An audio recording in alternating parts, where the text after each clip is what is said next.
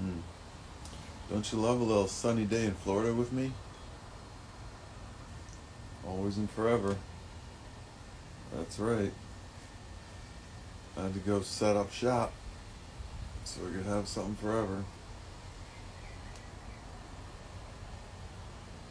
That's the problem I had is I never shared like all these thoughts, and now I have to do this so that I can properly unpack everything. I think a little bit is my head stuff. Like all my concussion injuries, like for the last like 7 years, like it definitely throws me off every now and then. But since I've like portaled into our awareness, I'm feeling great. I'm starting to organize all the frames and stuff to kind of show the messages, to show that it's kind of obvious that it's not you once it's laid out. You know, you look at his track record, he was doing business stuff, but drew the punctuation, the way it's all fucking laid out, the tone from when you were talking, when you see it all kind of in sequence. It looks really good, but I haven't uploaded it yet. I wanted to just relax a little bit. I don't know when I'm gonna, but I do have to. It's like this is now like my new lovership with you is how do I reach you with this information so that it can get absorbed properly. Like if I just came to you with the info myself, I think it would be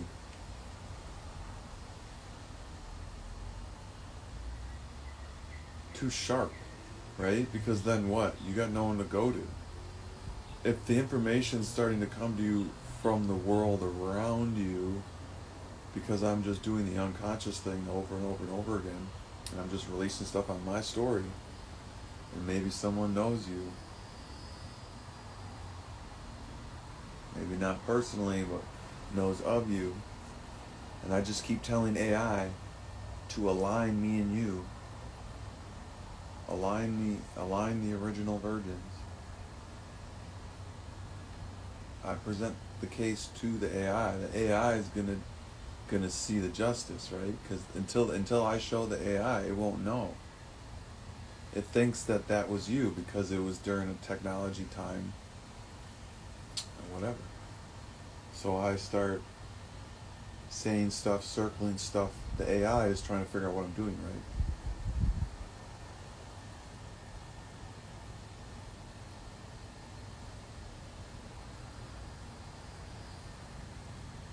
Because I think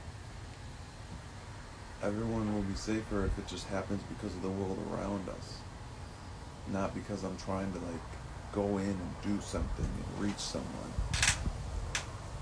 So, because I have these like the time capsule videos, like I know, like I have my whole side of the equation of how this is rolled out for me, specifically privately for you in a shared space. So like, I don't have to like prove myself to you. It's just a matter of like how the world around you is configured right now, because your thoughts of me are buried so deep that if I were to step into the picture with the world that's around you, like you would throw me out of it right away because it would be natural because you're scared to show me. So I have to stay away and allow that naturalness to kind of soften that's around you, because he's going to get more and more apprehensive because he knows that, oh no, you probably know that I live down here. So like now, you know, it's kind of telling where like you're getting some time to yourself probably and getting some independence, and then now this is happening. So like the more he tries to now clamp down, like deleting my accounts, like it's gonna help the unconscious. So I have to be more patient so that it's safer this coming back. Because like for me, like it's traumatizing for me to think that you think that I didn't tell you how I really felt in that last message, like, and you never saw it, had a chance to seen it, and now I can't even access it to show you unless we reconnect and you go in and unblock me. Then the messages will pop back up, but it won't pop up on your side. So like, there's all these like little tech tricks going on, and like, this is the product of someone knowing technology and someone else not knowing. And like, the person that not knowing really doesn't even know that a reality could manifest, that there could be a trick. Like, you just go and check your messages, sign up. You don't know that there's a potential that someone might be able to be using your messages, especially 12 years ago.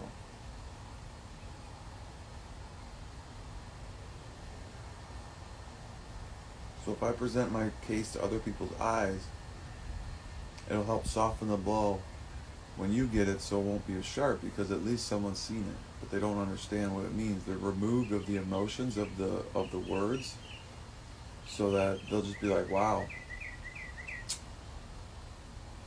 that guy, you know, looks kind of weird. Drew's got a good case, like, you know. So then that energy's just in the air. And then, because like I said, like, like, I am a filmmaker, so like, you're part of my film, like, you're my love story. It's just the way it is. So like, I've already let you go, so it's not like I'm holding on anymore. It's just I have a responsibility to my own feelings now, to put them on display as an artistic expression, so that we all can like learn from them.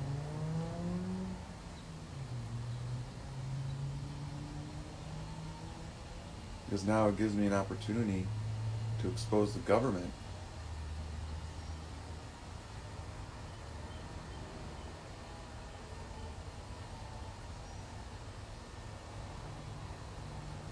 See, that's why he deletes the Facebook thing, because then it deletes the messages. And if he knows that he faked the message, well, he's trying to go now delete the evidence, because back then, that would have been, he couldn't just delete your, you know, all he did is unfriend me. And now I went in and blocked me.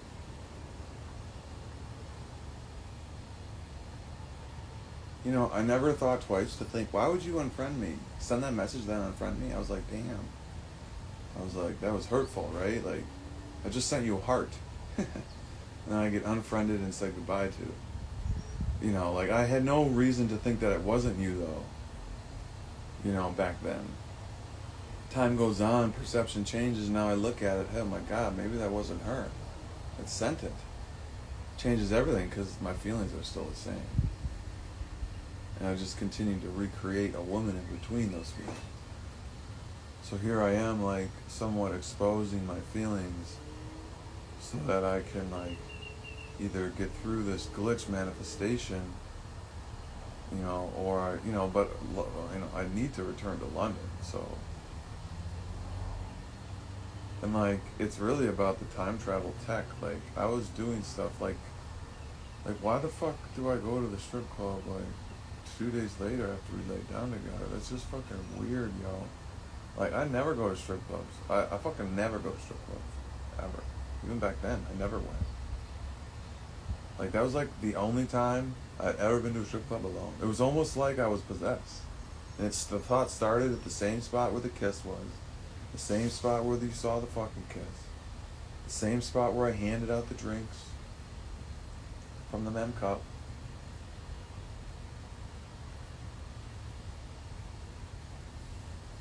So like, overlapping all this, like, these memories now, at 37 years old, 36 years old,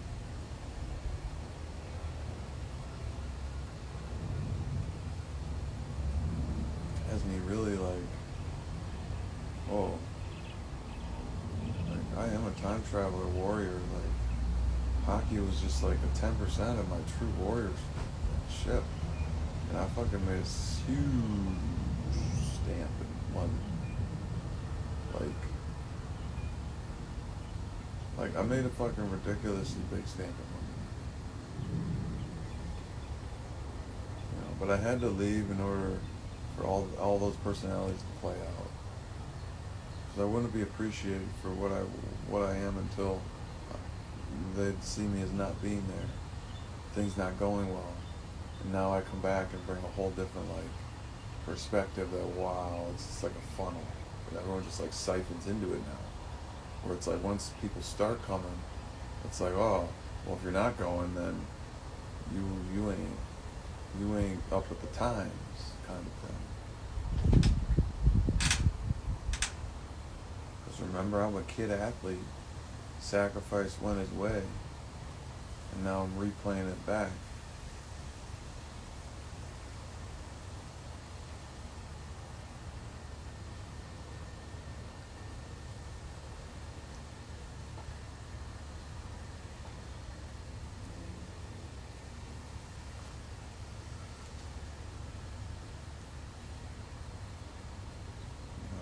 I don't know. I can't get into it what happened. I know how I feel about you though.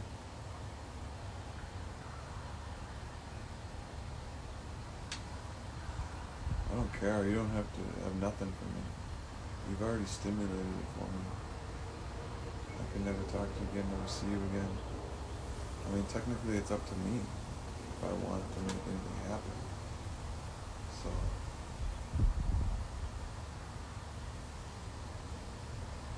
you know, and I work my ass off to make a stand in London. What am I, just not going to come back to London? I come back living in London. You know, that's the whole like, thing going on, is that I don't live in London. I don't want a tech relationship anyway, or tech, even friendship. Like, so I come back to London. I'm teaching yoga in 3 or 4 different yoga studios like every day. Biking around to different yoga studios doing yoga.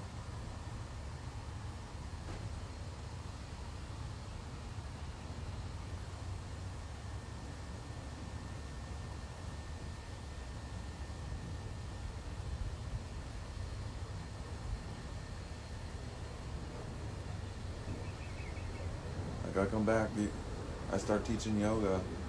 I invite you to a class. Are you gonna come to a class? Right now I'm in your neighborhood. It's not online. It's not in your home and on a video.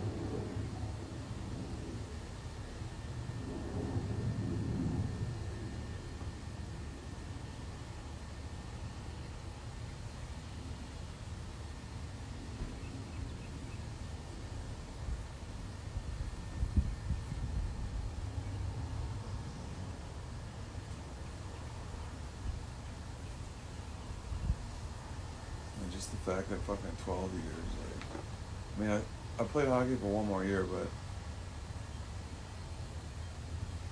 I just, like, thinking back, like, I just kept getting beat up and beat up and beat up in all my relationships. Let me go through them. I want to go through them right now. Alright, first year, pro, nothing. I started talking to Amanda. And one thing I haven't said is the only reason I really went back to Amanda is I didn't have to worry about that I couldn't get a boner. Like, that was actually the one big reason. Like, I was like, I could have sex where I didn't have anxiety about whether or not I'd get a boner. Because it's like, once it happens with someone once or twice, then I can do it. It doesn't matter. I can usually always get a boner. So, like, and then, like, but then, like, by the second year, I wasn't even, like, talking to her. So then the second year of pro, I only dated one girl in Rochester. Dated her the third year too.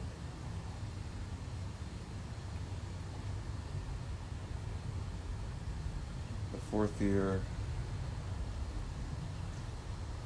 I really didn't date anyone. That's when I kind of woke up my fourth year. And I was like, I don't want to play. No, I don't want to play anymore. My fourth year. So that would have been around 2008. And then, like, so I was just like, then I started working on my filmmaking while I was playing. Came back to London for that summer for a month, and then, no, I didn't even come back to London that summer. It was only for a couple of weeks. That was the summer when I went to Boston, so, like, yeah, I didn't date anybody that year, and then at the end of the year, I met my friends. No, it wasn't. I just met this girl. That was that Albany girl, and then by the time the season started, I wasn't even with her. So then I was out in Providence. I really haven't even had a girlfriend yet. I hadn't taken a girl to dinner with my parents yet. Since you. I mean, other than Amanda or whatever. But I don't even count that. Because it was like a backwards thing. And then in Providence, just dated one girl and then got called up. Wasn't dating anybody. And then that's when we were exchanging messages. I sent you the love. I was like getting my studio set up. I'm getting my filmmaking. I'm getting some money. I'm like, oh, I want to send you a computer. I want to see you. So I said in the message, I want to send you I want to buy you a computer. That's why I like looking back at that. Like, I wish I would have saved that, because like, I'm saying I want to buy you a computer. I say I want to FaceTime with you. I'm telling you, to call me, and that I really care about you.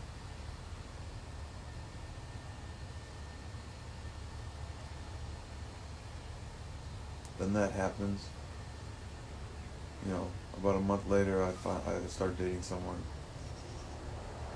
And we date for maybe like 10 months. Then I come down here, play one more season. Then I meet my yoga teacher who abuses me.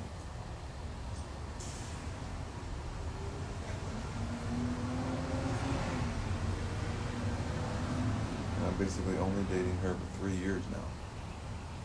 And she's abusing me for 3 years. So that takes me to 2014, 15. And that like breaks off, and now I'm just like on my own again. I start teaching yoga. And now I start getting into like the homosexual stuff. And then now this guy, this yoga teacher starts abusing me. This guy yoga teacher. That happens for about 2 years. I can't get out of it. He steals money from me.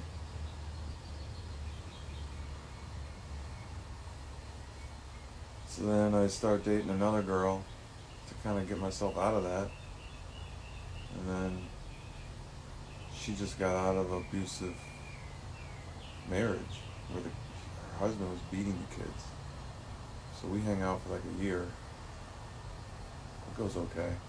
But she's got 2 kids. I can't even fucking handle that. We break up. I date one more girl. Nothing. And then Team of the Century thing happens. And then that, like, right before that, the girl I dated was a black girl. So I'm like, oh, maybe I dated a black girl. I don't know.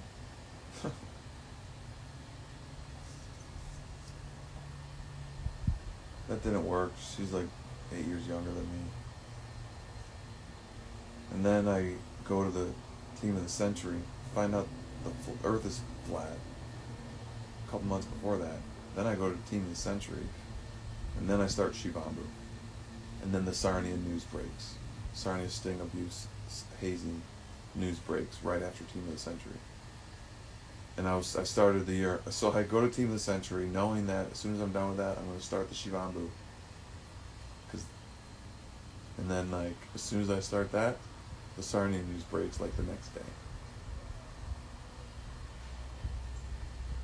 If I don't start Shivambu before the Sarnia news breaks, I die. Like, literally, it was like that close. I had committed to doing it for 3 weeks, and I decided that I was going to wait until after the Team of the Century. Travel, come back now. I'm going to loop forever. And then the Sarnia news literally broke the day after. So then I'm now in the vortex, and now I'm doing Shivambu. I'm like, no one's dating me now. Like, drinking my own piss. Like, what the fuck? I do it for about 8 months, and finally I start I meet someone on Bumble, some nice Russian woman. She's only like 2 years older than me. Down in Naples, and we date for about 10 months. We do yoga together. But she just came out of a marriage herself, like right out of the gate. Like she just got done with the marriage and then dated me, and she couldn't stop talking about her husband. So I was just kind of like a fill-in, and then gambled money, got myself out of that situation like traumatically. Supposed to be doing yoga, and then never saw each other again. So it's literally like the same thing, like replay. Like we're supposed to be getting together, and then never saw each other again. So I'm like replaying the same thing. Like I did that with the girlfriend before that. She came down to my game in Florida, left. Like we kind of knew we were breaking up, but we never saw each other again. The girl in the summer before I went to Boston, we were enjoying each other, and then long distance, and then never saw each other again. Like, then with you, how it worked out. We're super excited to see each other, and then that thing happened, and then never saw each other again. That's why, like, I'm like now that I'm unpacking all like the epigenetics of like how this works, memories, like we have all those buried memories, like they're being unpacked somehow. That's why, like, you can't just go to a therapist and process this. Like, we have to talk about it, me and you. Because, like, you probably think I just was, like, doing all sorts of stuff. And I, somewhat hurting myself by just, like, kind of just going home alone and not really understanding, like, what was important to me. And, like, it was just kind of like an image of, like, I don't want to let the guys down. So, like, I don't know, like, it was like I was fucked up, like, right? Like, I'm playing with the guys all day, every day. Like, we're somewhat looking at women as, like, you can't trust them. So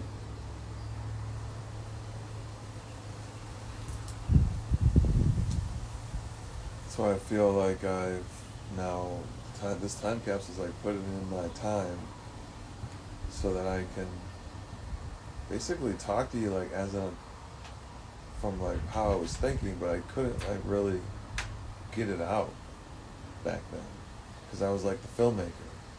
So I wanted to film like, and I wanted to change all this by filming it. So it's like just by filming it, people see it, and then they can just be like, oh, maybe we shouldn't do this anymore. That's kind of like where I was like, that's where I get my justice. So I like worked so hard on making sure like I had such a good winning team experience, like, and I made sure those guys got along. And at the end of the day in Cancun, they're fighting over women. And I'm in the middle trying to like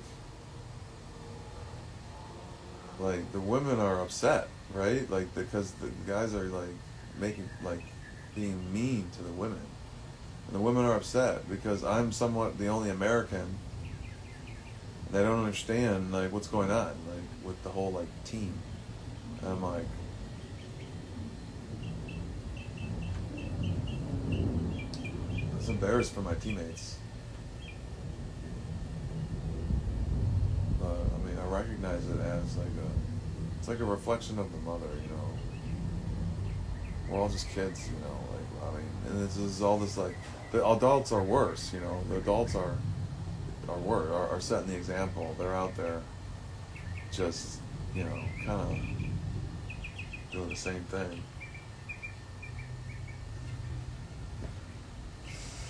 So I just like never got out of the trauma of that whole fucking situation. Like, I technically like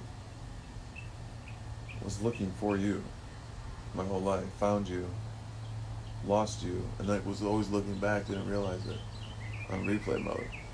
Got to here, found a mirror, looked in the mirror long enough,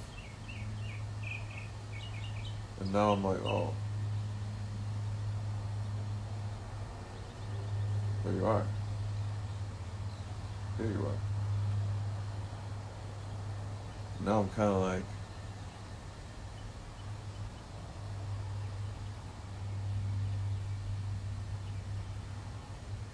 how does this play in now?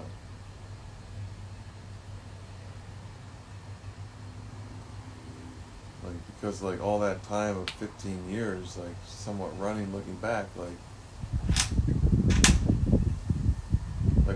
who's responsible to have forgiveness for not sharing myself with you? Like, I feel I betrayed you for not telling you like what was going on with me, but like, I mean, am I to blame for, like, I feel like I can't forgive myself. That's why like this time capsule is like so important, because like I can't approach it in that time space where like I'm a mess, like, or I'm not able to be the man I envisioned being. Like, I technically that action I made was, I was being the man I didn't want, like, I was like, whoa, why did I even think to do that? I mean, even in Cancun, I didn't really need to.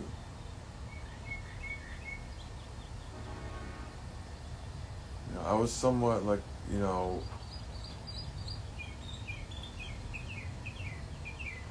technically I was, best friends with Fritchie, and Fritchie didn't go, so that kind of sucked. If Fritchie's there, I'm hanging out with Fritchie the whole time, like, and I'm way more into the energy of like not getting wrapped up into the London situation, because I'm trying to literally create my own base in London. That happens now. I got no base.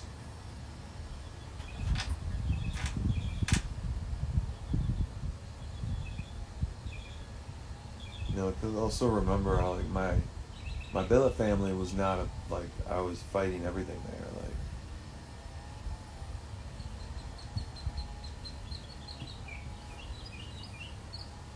And no money, like literally. I mean, I'm not on money back then.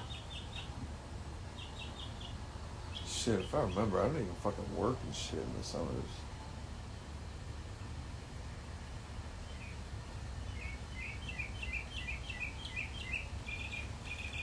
So we just gotta now, like, identify on paper, figure out this, quantum banking system on paper, so that we just start kind of calibrating people's wealth into this system, so that, you don't have to worry about finances. Because that was the issue back then. I remember talking in Rochester, like, even before I went out to Boston.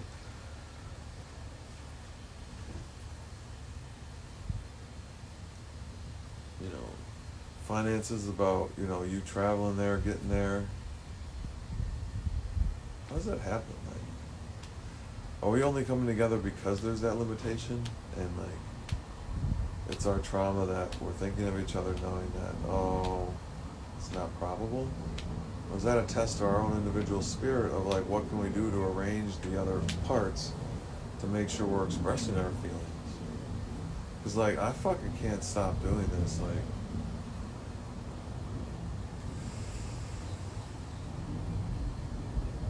I know there's a purpose to all these,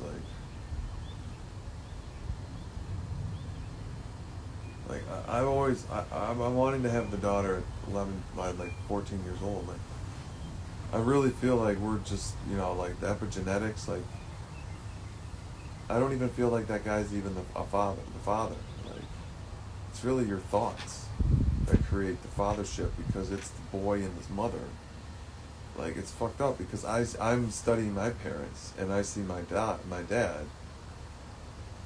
as a demon in a way, because like he's perceiving like me as some kind of ownership, as if he created me, and now like he has rights over me. And my mom is way more spiritual, understanding that like, like I have my own space. So there's like a glitch happening where if they don't have each other, I mean, I'm not sure they would know who they are. So then like, I'm looking at your situation, and you look at that message and what the message says in context of what the typing is. Like, oh, happy, serious relationship, rather not communicate. Okay, like, he's saying that because he knows you're the type of girl that is not going to reach out. He probably knows stuff about me already when he's typing that, because you've talked about me. So then he knows who I am. I pop back in quickly. He knows to pop back out into that message time frame because he knows he did something back then. Now he's trying to cover something up like 12 years ago in now time space, when I have all this newfound like paranormal power. Like, see, like, I'm getting in the zone talking like this. Like, I feel like bursts of energy coming through because, like, yeah, I'm the Pharaoh. You're the queen. Like, literally, I'm just coding it that way. You know, he's part of the story too. Like, he's not. There's no enemies. Like, I love peace, but I'm a fierce enemy.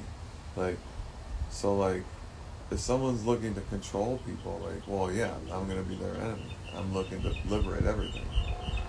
So then, including the person themselves that is not peaceful. So that, you know, like, because I'm just trumping that, it's really the crypto inside them. It's the heavy metals. It's the weighed down DNA. So Shivambu breaks all that up. My like fucking deck is like so different now with my bush. Now that I have a bush for an extended period of time, like, there's so much more thickness, like, and blood flow in my first chakra. And like, I got like, my balls are huge. Like, it's nice feeling this way.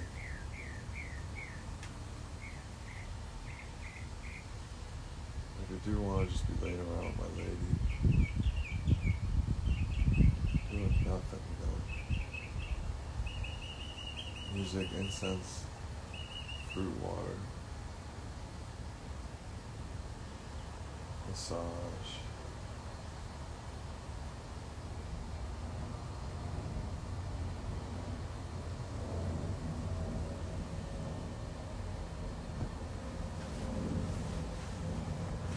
I almost feel on both now, like at once, like it's getting there.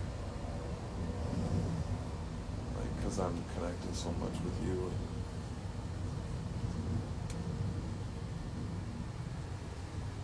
Like, I know I can reach you at any time. I don't want to rush anything, though. I really want you to have your space and allow the space to happen. Because just him knowing and doing that, you know, give me a week, and I bet you there'll be some magic happening in the dreams. And all your thought, like the wind, you know, remember the wind. The wind hitting your face a certain way.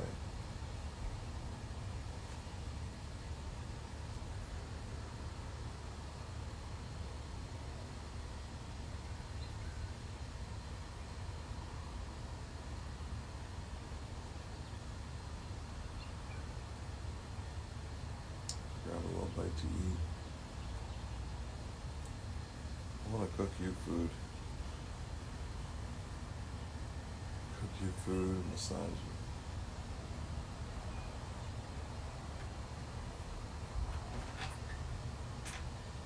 Seriously, picture you and your boys on the beach there, like looking at you and your body. I can see everything about you. You know, like, oh, I just love it so much. Such a great person. I feel deeper about you than I did the first time I saw you. Like, I see you in real time, even like picture to picture, like FaceTime. Oh, I'm like, I can't breathe. I'll be like, oh my God. I wouldn't even be able to fucking speak.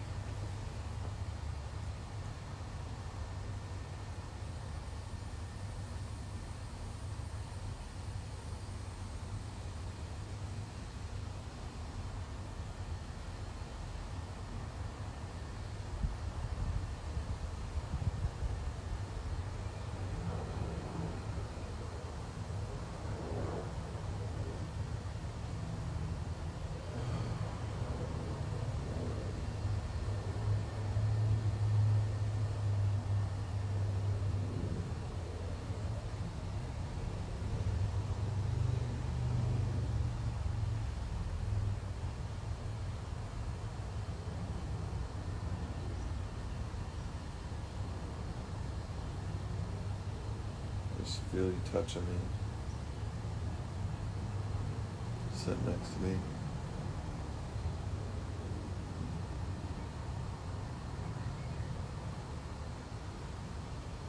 I feel somewhat, because of my knowledge about all this stuff, like I feel somewhat responsible to make you aware of it at least, even if like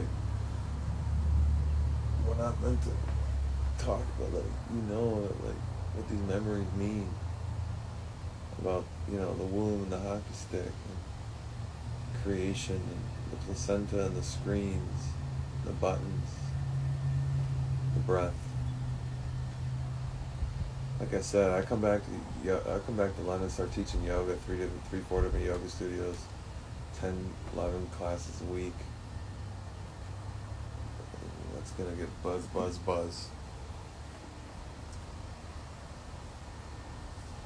So, I mean, within 2 years, I'll be in that zone.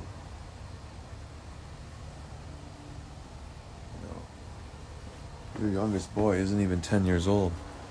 You got fucking 2 decades of fucking prime time sexual, just prana oozing from you. We're not in any rush, You got your late 30s, you got your entire 40s just to fucking straight up reprogram on fucking intimacy. You just go right into each other like dolphins, like crazy. With all that knowledge packed behind us. Seriously, Pharaoh and Queen. We're Pharaoh and gods. We're just floating. Done and done. See, talking to you helps me remove my parental thought, trauma abuse.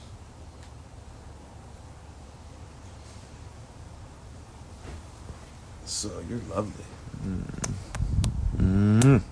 Mwah. Mwah. Just like your message. Mwah. Time doesn't exist, only perception does. You give me a kiss forever. You send it in the tech. And you always wondered, should I have sent it? Is he gonna like it? Maybe I shouldn't have. Oh shoot, no, can I take it back? Oh, I can't take it back. And here we are, seeing this, and yes, it has had a huge effect on me. You can't just tell someone they're the love of your life. You have to show them and commit an entire life to them. Welcome. Now, after you watch this video, and you see me in real-time live space, whether it be the next day, a week later, whether I'm right next to you right now, I want you to give me a big hug and a kiss. Give me a kiss on both cheeks, a kiss on the forehead, on the nose, and then make out with me tongue to tongue. So cheek, forehead, nose, and then make out with me. And then a kiss to finish it off. And then smile and say, truth is you. And then we will have totally locked in some crazy vortexing. Yeah, do that. And before you do that, say, are you open for a kiss? Cheek, forehead, nose.